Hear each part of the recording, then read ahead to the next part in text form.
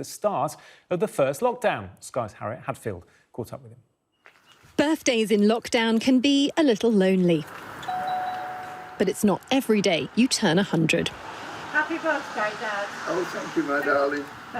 Ray Brooks is delighted with his birthday wishes from the Queen and his newfound fame fundraising for charity. Since lockdown began, Ray has cycled for 15 minutes every single day. But due to a slight technical fault, he doesn't actually know how far that is in total. I haven't got a clue because my bike's so old, the monitor's broken, so I can't measure the mileage, but I do 15 minutes every day. And I can't imagine how many miles that comes to. It would be nice to find out. I wonder how many times round the Isle of Wight that would be. Oh, quite a few, I should think. He says his lucky daughter Trudy lives nearby.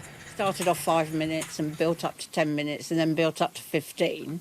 And I was talking to my sister and we said, well, why don't you do it for charity, Dad? Raymond Charles Jules Brooks served for 6 years in the British Army. Joining up in 1938, he spent part of the Second World War in the Middle East before landing with his regiment on the first day of the invasion of Sicily, 1 year before D-Day. He's already beaten his fundraising targets for Macmillan Nurses and a charity which supports blind veterans who've lost their sight in service.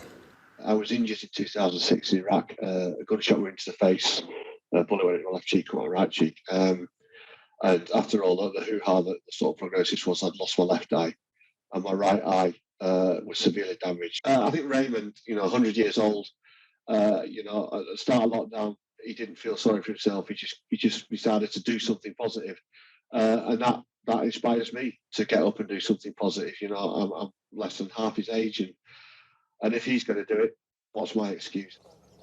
Ray says his cycling was inspired by this man, the late Captain Tom Moore, a man whose daily walking captured the hearts of the nation and raised millions of pounds for NHS charities, like Ray in the run-up to his 100th birthday.